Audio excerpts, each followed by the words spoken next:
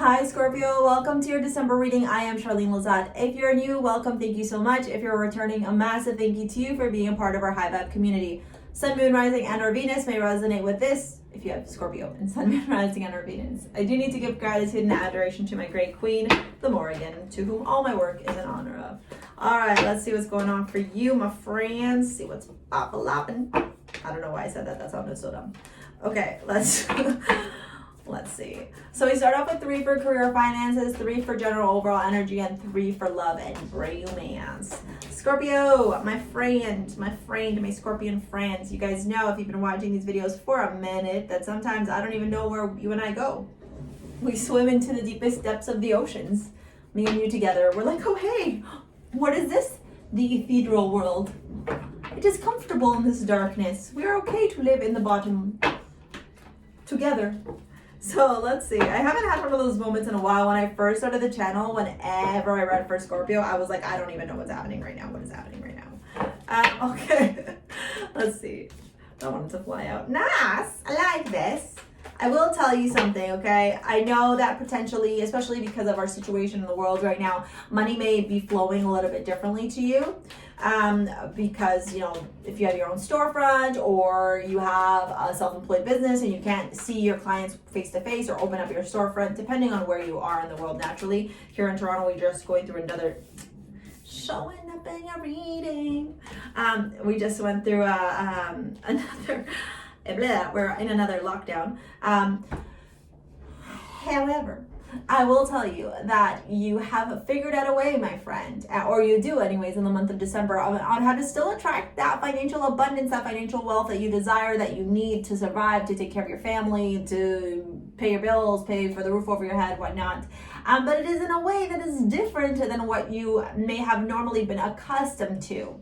And it also may take a little bit longer for things to pick up financially because we do have the Knight of Pentacles, right? Slower moving energy, slow as molasses. But also the Knight of Pentacles is nice because even though it takes forever to get here, once it does get here, it ends up being something solid, something stable, something, you know, that is not going anywhere. It's like reliable. With the Ace of Cups followed by Death, followed by the Ace of Swords, followed by the Nine of Wands, I am going to tell you there is going to be a lot of emotions in the month of December that potentially lead to some type of transformation for you. The fact that you have 2 aces in the middle of Death is really intense. And then Nine of Wands confirms that intensity. Like, I wouldn't be surprised if you literally go through some intense transformative energy where you shed old friendships, old relationships, old career paths, old ways of being, old like mental what's the word I'm looking for? Like the way that you think. I also see that you're going to be super emotional. There's going to be a lot of feelings, but then you kick in, right? Because you're just like, I only feel emotions in the darkness of the dark and nobody gets to see them. And so in the darkness of the darkness, you feel the feels and you're like, I almost feel like you have this pep talk with yourself, Scorpio, where you're like, get your shit together. And okay, so if we have to work harder for our money, whatever, we'll do it. Get clarity, right? You cut through the bullshit that may have been fogging up your train of thought, the way you process things, the way that you go after your ambitions, your goals, your dreams, right? Because here you are wondering, waiting, do I move forward? What's coming for me? What am I doing? I don't know. Do I go to these 3 pyramids? Do I leave shit behind? Which way am I going?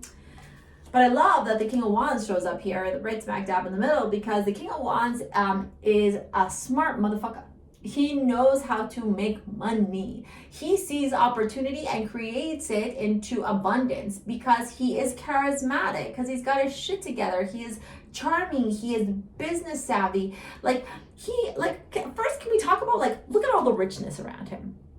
I know that the King of Pentacles has his money, but the King of Pentacles is very traditional in the form that they make their income. This guy is smart, in my opinion, because he sees opportunity where other people don't, and he takes advantage of it in a good way, not in a bad way. He takes advantage of it, and that's why his throne is made of gold, and his pillow and his ring and his outfit and his lions and some of you might even have Leo, Sun, Moon, Rising, or Venus.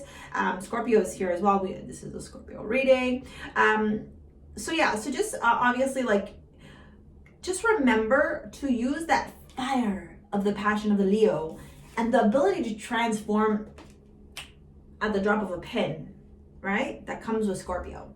Scorpio sits in the shit, and then it's like, from the ashes, the phoenix rises. And that's what you do. I don't know why I did that. That felt really stupid. But anyways, I mean, maybe you're with it. Just know that it's going to take time. Knight of Pentacles, Knight of Wands, Nine of Wands, Knight of Pentacles. You're going to have to work them, burn the midnight oil. You're going to have to grind, man. You're going to have to like hustle. You know, maybe before your business was different, so you could like sit back and, you know, you still worked hard, but you had more leisure time. No, it is also December. So if you are self-employed or have your own business or work for a corporation that gets super busy around December, like, I want to say boo, I don't even know why. Just let it be known that you will be working your butt off. I do feel like it's going to pay off. That's the Wheel of Fortune right there. Okay, let's see what is happening in love and romance. In love and romance. Oh, I don't know why I just did that with the cards. That was stupid. Okay, let's see here. Let's see. Love, romance for Scorpio, Sun, Moon, Rising. Oh, Libra got this. The King of Swords. Right in the exact same position too. Feeling very unemotional around our love life, are we? Okay. Either maybe, you know, you've had past relationships that haven't worked out, or you've learned to not walk into a relationship with like an outpouring of emotions. You're like, I'm logical, methodical, rational. That's the way I do things now in my love life. Okay, we got some cards that flew out. Okay, I do want to say that there's celebration at the bottom, but I'm not going to take these, but we are going to look at them. Oh my God, Becky, look at this. So, oh shit. Oh gosh, darn it.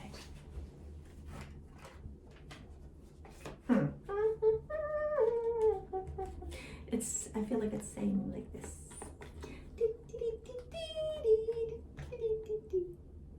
Patience. Through patience, through balance, through alchemy, you're able to bring manifestations to fruition, which either put you into the spotlight or bring you a lot of abundance, happiness, wish fulfillment, and also healing. That's nice. But first, one must understand that the tower must fall. These are the cards that fell over, by the way.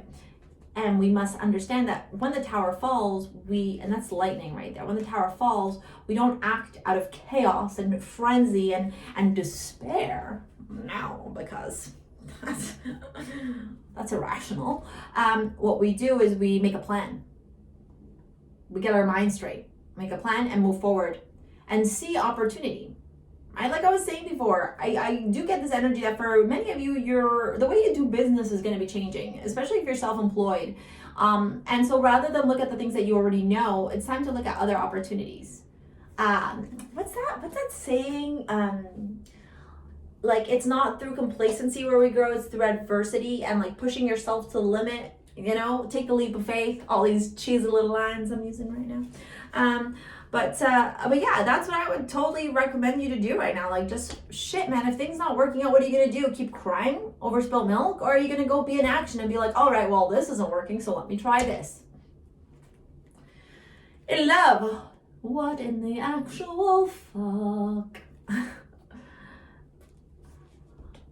So there's the pair, which is nice, right? Because that's like a partnership. Some people call it a divine union, a soulmate, whatever you want to use it. I like to say that it's, a divine partnership, or a partnership where two individuals meet eye to eye and they understand each other. But in the middle of these two people that are meeting is the Seven of Wands. Fights. Standing up for what you believe in. Friction. Restriction. Battle. This individual, if you look, the sticks are like around him. Okay, like, you know, let's have a conversation about the fact that these sticks, okay, are around him, encircling him, but he's got a way out on the back. But he's just like, I will sit here and defend my honor and defend everything that I believe in. But who is he defending up against? Unlike other Seven of Wands where there is more than one person or multiple individuals that could represent multiple people that you're fighting against, in the Seven of Wands, this man's fighting by himself. He's like, take that stick, take that stick.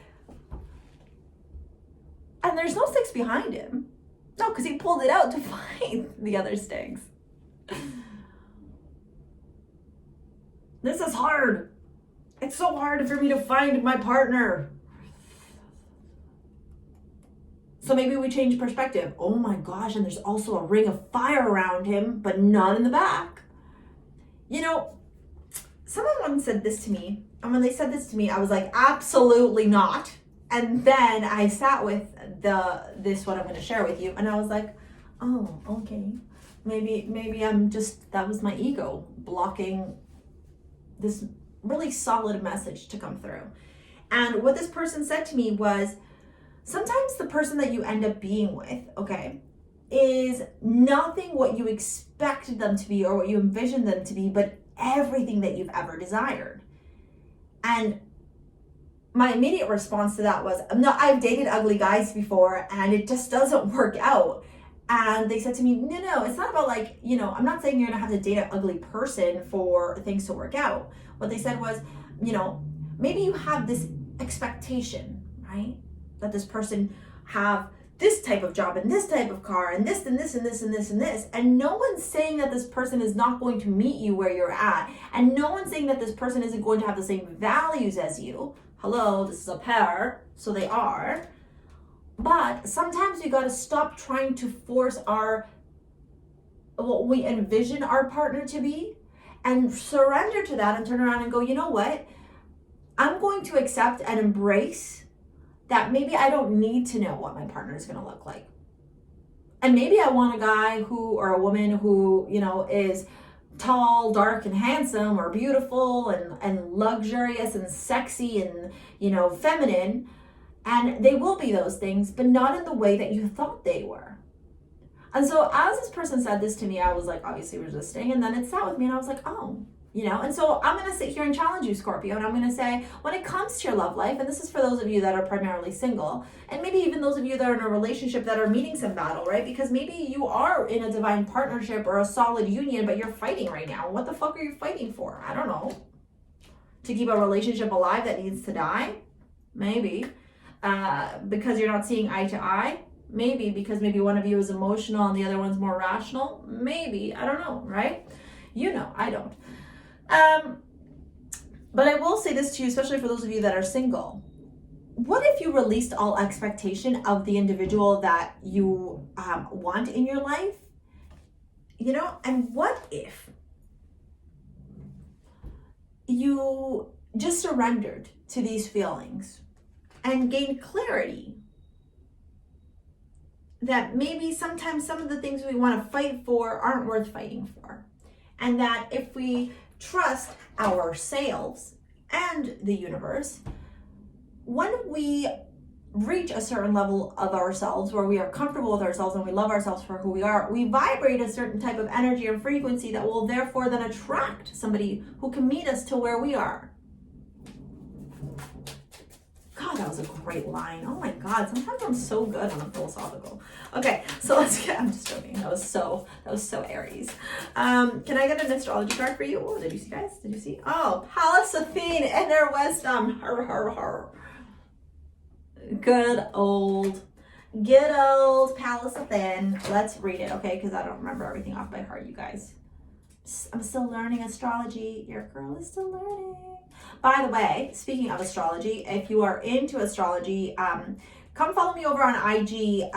My dear friend who owns the Rock Store here in Toronto, it's a metaphysical shop and a healing center.